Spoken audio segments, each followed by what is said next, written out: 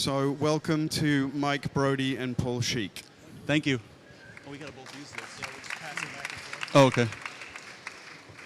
Hello, everyone. So to introduce them very briefly, we are here to speak about the book Failing, Mike Brodie's book Failing, which has been published by Twin Palms. Mike Brodie is an American photographer who started photography in 2004 under the moniker The Polaroid Kid, which I see is still in your Instagram handle, so you still have that? Correct. Yeah, I'm holding on to it. You know, some people are into it. Okay. But I kind of copied that from this guy who's passed away now. His name was the Kodak Kid. I never met him. I don't know his name. But he used to tag monikers on trains as well. And he did photography. But yeah, he does this tag, which is basically a roll of Kodak film unwinding. And in the time, I needed to figure out something to tag on trains while I was hopping trains. And I saw that. And I was like, oh, the Kodak Kid. Well, I shoot Polaroid film, so I should be the Polaroid Kid. But ironically, a couple years later, I stopped doing Polaroid and only shot Kodak film for the next 20 years. So, so you're actually misnamed. Yeah. Fair enough. But so I'm sure many of you know Mike from his previous books, Tones of Dirt and Bone and A Period of Juvenile Prosperity. A Period of Juvenile Prosperity being your second book and your last book to date until this new book, Failing. And that was published in 2012, so we'll come back to where you have been over the past 12 years.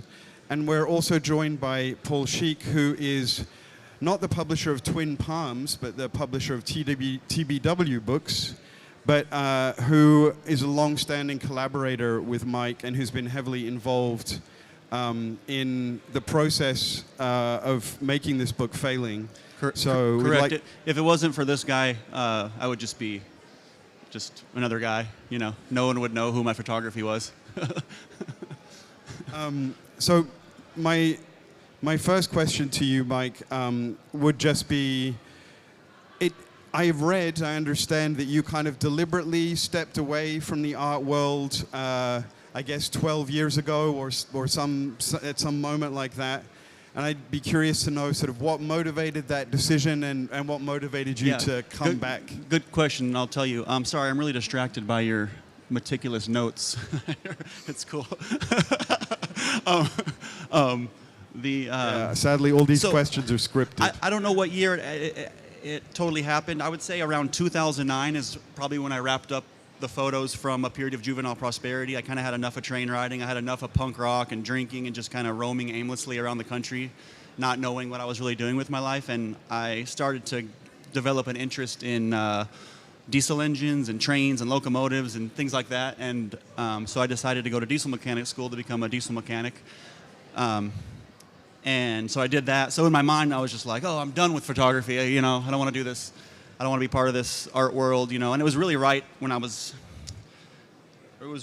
right when I won an award, you know. I was really at a good, poignant moment. I could have took my career and it really I probably could have done that full time, you know, been a photographer and made that my career. But I just wanted to be a mechanic. So I went to diesel mechanic school and it was 2 years. And I told myself I was done with photography, but I never really was. My camera's always been with me every year, all the time, some type of camera.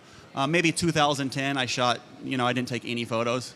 But so in the media and the public eye, it seemed like, oh, Mike Brodie quit photography, but I never actually did. I did an interview or said something online, you know, saying I was quitting, but I never really did. So what you see in Failing is really all the photos I took from 2012 to 2022, the core of them being the past 5 years, but a couple of them even go back to 2006. But I could go on and on.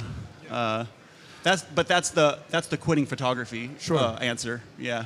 And Paul, can you tell us a little bit about, you know, your relationship? This isn't the first book that you've worked on together, but I guess, you know, how did that relationship develop, and how do what does that process involve in terms of the collaboration between you? Yeah, I don't want to speak for you, but I think You can. Okay. I think I met Brodie when you were 17 or 18, maybe. No, you're always like wrong with numbers. Yeah. The passing of time is a big thing. Okay, I was like 21, Okay. probably.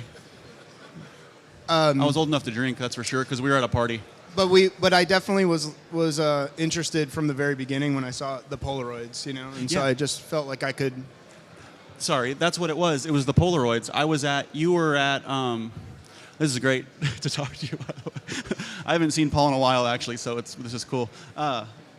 You went to CCA, the California College of the Arts in Oakland. And I was there with an artist doing I think someone was dressing me up for a fashion show and photographing me. And I think I may have already met you, but we had a moment at that art school where I was in the middle of traveling. It was 2005, and I had a stack of Polaroids this big, all those portraits I took from Tones of Dirt and Bone, and you were looking through them, and you were sitting next to me on a bench at that school, and you're like, hey man, I don't know what to say, but just keep doing these. These are amazing. That's all you said. You said just keep doing this. So Paul's always just been this kind of friend who just he's been this spiritual force and good friend behind me, just like keep going, letting me do my art, and just supporting me in this weird, unexplainable way. But that's where we met. I think that was the photography beginning. Yeah, that was the photo connection, and then I Yeah. just felt like there was going to be this misappropriation of his work, and Exactly. I felt like I could Yeah. step in and just help navigate in terms of the design, in terms of the edit, in terms of the conceptualization of letting him be who he is, Exactly, and yeah. making sure that the book, because the book lasts forever, making sure that the book was done right and only one time. And so eventually, Jack Woody, who runs Twin Palms, is, in my world, kind of the godfather and a hero of ours in terms of being an American publisher who was making the greatest books that I was looking at and studying. And so it felt right to try to approach Jack and be like, look, I have this thing. It's extremely special. I don't want it to go to waste. I want it to be done right. Would you be interested in it? And he agreed. We went to Jack's and stayed with him and made the book together. That consumed a huge chunk of my life, just working on the edit and design of that book. Yeah. And then that led us to this next book here. Yeah, and it changed both of our lives in many ways, good, bad, for good, better or worse. And it was actually perfect. Mostly worse. Mostly worse, yeah.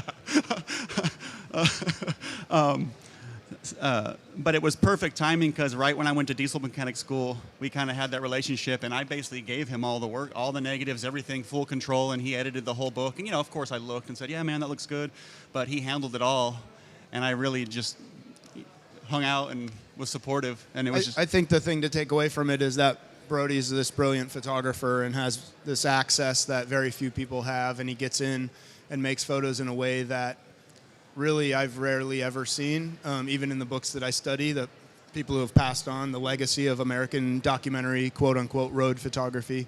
I think Brodie's one of the few rare exceptions to it that have done it in a way that's so sincere, and I just wanted to make sure that when the book comes out, the book/books, they were done right, and they were done with an edit that was serious in a way that could be a lasting legacy for Mike, Right. Yeah, well said. This project also is significantly longer than the other books. Which makes sense given the kind of amount of time that you have compressed into this book. And the book is broken up into these 3 chapters, imaginatively named beginning, middle, and end. Yeah, that was Paul's idea. Okay. But what is really striking, I guess, is that, I think we shy away maybe from this very classic narrative structure of the idea that, we have a beginning, middle, and an end, and that things might go from great to terrible. And, there's been so many, not just in books or photography, but film, narratives that are broken up, not according to chronology. This book is a lot more straightforward, and there really is a sense that we go from light to the very dark in the structure. So is that something that was immediately apparent from looking at this body of work in the beginning, or where did that structure kind of emerge? Well, yeah, I've made a lot of books in my life and edited a lot of books, but I have a working process with Brodie that's completely unique to our relationship. And so Brodie does this thing that's really fascinating where after he shoots and processes, then he'll scan each one individually. And it's sort of these like, there are these crazy sessions where you go into the zone and you'll like scan each one for days and days and weeks and weeks and weeks. I don't like doing it anymore, but since I got into photography kind of at the cusp of like smartphones were coming in, you know, film photography was going away. I was doing film, but then I used computers, so I never learned how to use a darkroom, but I got obsessed with scanning the negatives. So that was like this cathartic experience where I would shoot 30 rolls of film and then just, you know, be at my mom's house, like with my scanner, hook it up and just be scanning for days, just like, and I loved it because I never saw the photos, so. And they, you know, when anybody who's scanned a photo, they come up and you're like, it's this reveal that's similar to the darkroom practice. Yeah. But it's his practice. And so then those get uploaded to a hard drive and eventually I look through them. And I'm just looking through them, just looking as an editor, looking and seeing what he has. I might call him and ask him, what the hell's going on here? What happened here? Who is this person? And making mental notes, you know. And then eventually in the process, something starts emerging. And I start having like, okay, I see this thing happening in his real life that's mimicking these photos because there is a chronology there. And things did go from really great to really bad. Mm-hmm. And why try to like add something else to that? Why not just let that be what it is? And this book is a document of that period. Things like the title, you know, he'd show me a photo and he'd be like, I love this photo. Look, it says failing. And I was like, immediately, I think that's the title of the book. Yeah. So there's a natural way of working between us that it can't be formulated or figured out. Yeah, it's true. He's just been involved in so many aspects of my personal life, for better or for worse. But no, he was there when I graduated diesel mechanic school. Him and his wife flew there to hang out with me. Like, none of my family came. My dad wasn't there. My mom wasn't there. He was there, you know, because he's just invested in my life, the whole scope of it.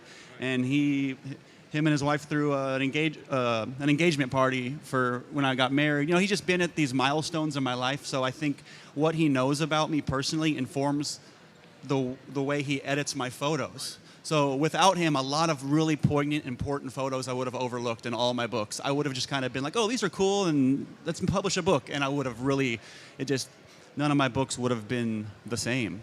Yeah. I'm also, I think it's interesting to hear this story, you know, and this isn't the only example of this, but I think a working relationship like that is not something that comes around that often in this world of photography. So it's really interesting hearing from the two of you how that works. There's an aspect that, you know, you both just touched on, which is there is some text in this book.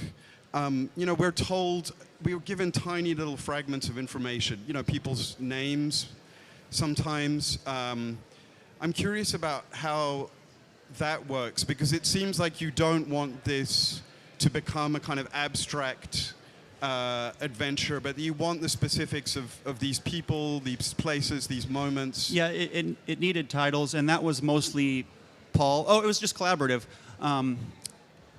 A period of juvenile prosperity, however you say it, a period of juvenile prosperity. I've summed it up to APO, JP when I'm emailing people. But we didn't want titles. We didn't want to say too much because at the time there was just so many people just obsessed with like train hopping and this idea of American train hopping. And so we just wanted to keep it mysterious. But in this book, I felt like we both felt in context some descriptive titles were necessary to inform the whole book. And Paul especially kept pushing to make them simpler and simpler. So sometimes it's just one word, and we just kept simplifying it, and some just don't even have a title. Is that to your question? That's how we came up with the titles. Like that one just said nativity, and it was a guy in a dumpster holding a nativity scene. And I wanted to write, you know, nativity scene, Pensacola, Florida. And then it was nativity scene, and Paul was just like, no, nativity. You know, just like, we just kept making it. Can I speak to something about that? Yeah. Like at the beginning of the book, you know, the book flows to this narrative, the beginning, the middle, the end. The beginning being bright, positive, there's birth happening, 2 baby lambs, 7 ripe tomatoes, all this beauty, right? The beauty of the world. The middle is the middle and the end is the end. And so this narrative arc happens. And I thought that that could even be mimicked in the lyricism of the titles. So in the beginning of the book, you'll see like a person's name, a location, and what they do. So to be like Jack, hitchhiker, Highway 57. And it's really descriptive, and every photo has a descriptor. And then in the middle one, we started using blank space, so no titles. And so when you're used to the rhythm of a title happening, and then all of a sudden the title's missing, it's abrupt, and it feels kind of violent, you know, almost like it's gone, it's missing. And then in the back, you'll see we've cut everything down. There's no names. I mean, maybe there's a name here and there, but it's really just these one words, like nativity. Yeah. And so by the end of it, not only is the imagery bleak, not only is the way we printed the photos at the end bleak, not only are the photos we picked at the end bleak, but even the way it's worded is bleak and alone and desolate and scary. You know, the word nativity scene on Christmas morning is very different than the word nativity. And so it's appropriate to have, in a rhythmic sense of how you look at a book, just the word nativity. That is all the time I have for asking questions, but maybe we have a question from the audience. Okay, I gave you your chance, so I'm going to ask one more. I just want to know, you left us for 12 years. You are now back.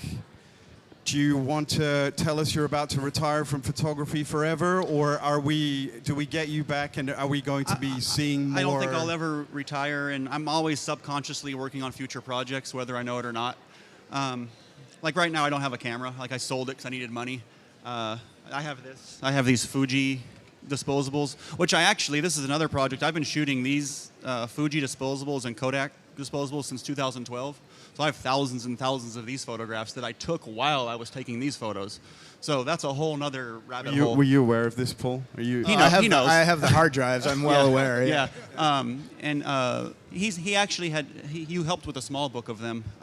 So no, I'm not going anywhere. I got a new job. I jumped back into. I needed to get a job again. So I'm a diesel mechanic again, and I'm working for a company repairing tugboats, and it's super interesting. And I've only done 3 big jobs so far, but they work all over the world. So it's like my intention with that job wasn't, I want to go photograph it. But when I'm working, I'm like, wow, this is like a photo gold mine. This is the most like some of the most beautiful scenes. But then again, I have to work. So it's like I'm repairing these engines and covered like in oil. And it's like, what am I do? Go grab my camera and then start photographing everyone? So that's kind of been like my problem with art my whole life is like, I have to pass up so many moments that I really want to photograph, and they haunt me for the rest of my life. So there'll be future projects. Can I mention something else I'm working on?